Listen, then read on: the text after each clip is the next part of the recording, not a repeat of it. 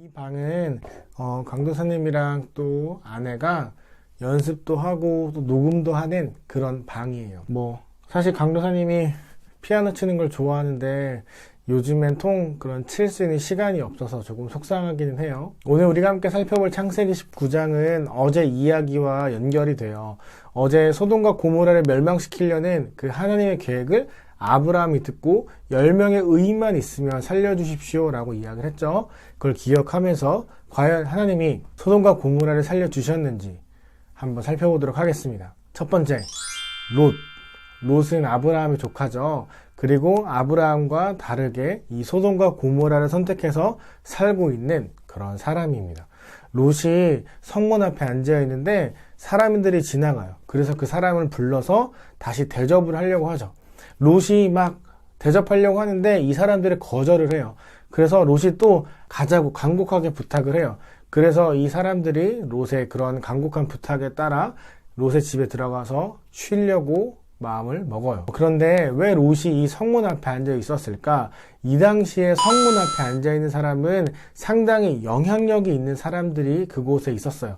왜냐하면 성문 앞에서 재판이 이루어지기도 했고 여러 가지 물건들을 사고 팔고 하는 그런 감독, 관리하는 사람이 있는 곳이 성문 앞에 있는 그 돌 위에 앉아 있는 거였거든요. 롯이 거기 있었다는 건 그만큼 소돔과 고모라에서 롯을 인정하고 있었다. 롯의 그런 영향력이 아주 컸다. 이런 것을 이야기할 수 있어요. 그런데 여기서 이상한 건 이거예요. 그 사람들이 지나가는 걸 롯만 본 건 아니에요. 그런데 롯만 그 사람들의 집으로 초대하고 있어요. 이거는 무엇을 이야기하냐면 소돔과 고모라 사람들이 지나가는 사람들 당연히 자기 집으로 데려다가 대접하는 것이 일상적이고 일반적이었던 이 당시 문화와는 다르게 지나가는 사람들에게 아무런 관심이 없었다는 거죠. 어제 강도사님이 이야기했죠. 사람들이 지나갈 때 집에 대접하는 건 두 가지 의미가 있다고.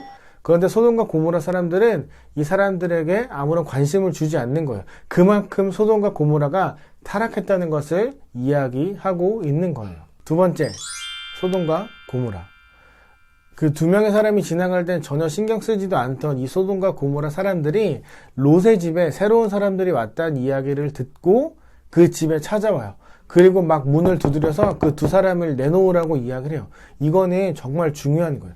소돔과 고모라가 얼마나 타락했고 어떤 죄를 짓고 있는지를 보여주는 중요한 장면이에요. 여러분, 요즘에 동성애라는 말이 막 여기저기서 들릴 거예요.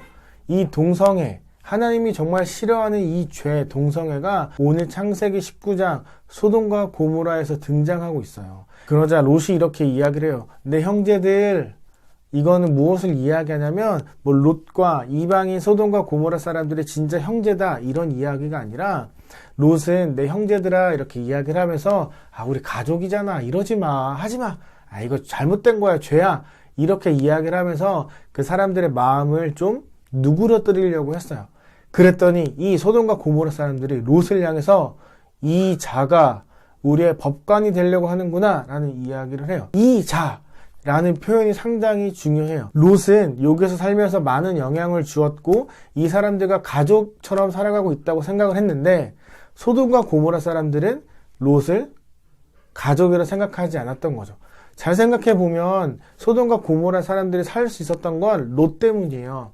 롯이 잡혀갔을 때, 소돔과 고모라 사람들이 잡혀갔을 때 아브라함이 롯을 구하면서 이 사람들을 구해 주었기 때문에 사람들이 지금 여기서 살 수 있는 거죠. 그런데 사람들이 그 은혜를 까먹고 지금 롯을 향해서 이 자가 너는 우리랑 상관없는 가족이 아니야 라고 이야기를 하고 있는. 세 번째, 심판이 시작돼요.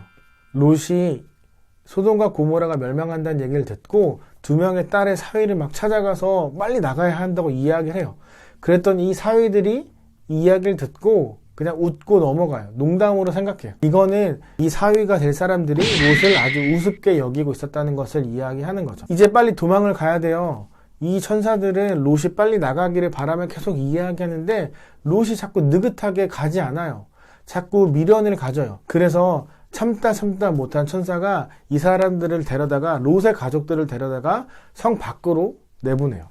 그러면서 이렇게 이야기를 해요. 빨리 도망가라. 그랬더니 롯이 또 이렇게 이야기를 해요. 나 저기까지 멀어서 못 가겠으니 저 소알성까지만 가겠습니다. 천사가 그래 알았어, 저기까지만 가, 이렇게 이야기를 해요. 아니, 살려주겠다는데 이 긴급한 상황 속에서 롯은 계속 말하면서 시간을 까먹고 있는 거예요. 그리고 천사들이 이렇게 이야기를 해요. 너 저기까지 가는 거 내가 허락하는데 절대 뒤돌아보지 마. 뒤돌아보면 안 돼. 여기에 있는 모든 미련을 버려. 이렇게 이야기를 하는 거죠. 그런데 막 도망가는데 롯의 아내가 뒤를 딱 돌아봐요. 미련을 버리지 못한 거죠. 그래서 어떻게 됐냐면 성경은 소금 기둥이 되었다라고 이야기를 해요.